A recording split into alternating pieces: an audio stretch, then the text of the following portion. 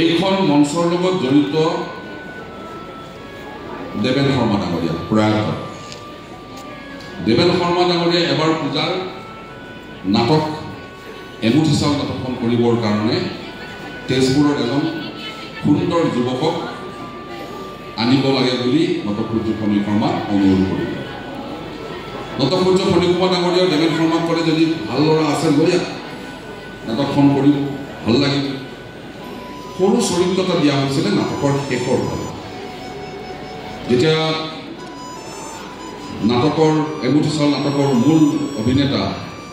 বৰুৱা ঘৰৰ অৱস্থা বেয়া হৈছে গাঁৱৰ অৱস্থা বেয়া হৈছে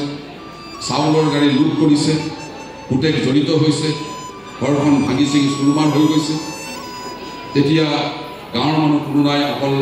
ঘৰৰ চোতালত বৰুৱা ৰূপী সেইজন চৰিত্ৰই পাইচাৰি কৰি আছে মঞ্চ এই মঞ্চত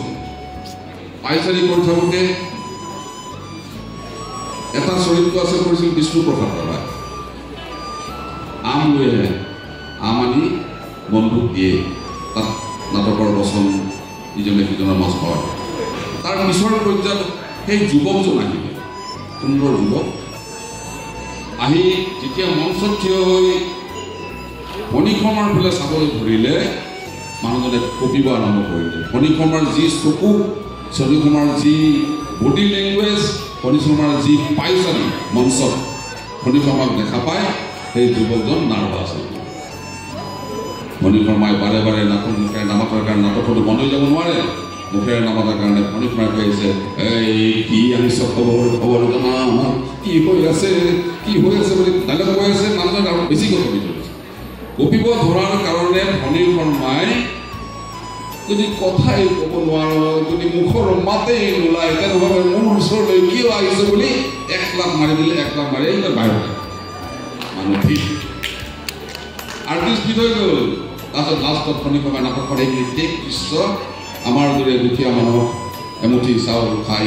আমাৰ দৰে দুখীয়া মানুহক জীয়াই থাকিবলৈ দিয়ে ৰাইজ নাটকখন আহি এই স্ক্ৰীন কৰি নাটক শেষ হৈ যোৱাৰ পিছত ফণী শৰ্মাই দেবেন এটা মূলা লৈ আহিছে ভগা মূলাটো জ্বলাও নহয় মিঠাও নহয় পানী লাগে ক'ৰ পৰা ধৰি আহিছে একদম দেবেন শৰ্মাক বিচাৰ কৰিছে দেবেন শৰ্মা পলাই গৈ বামুণ চুবুৰীৰ ঘৰত শুই আছে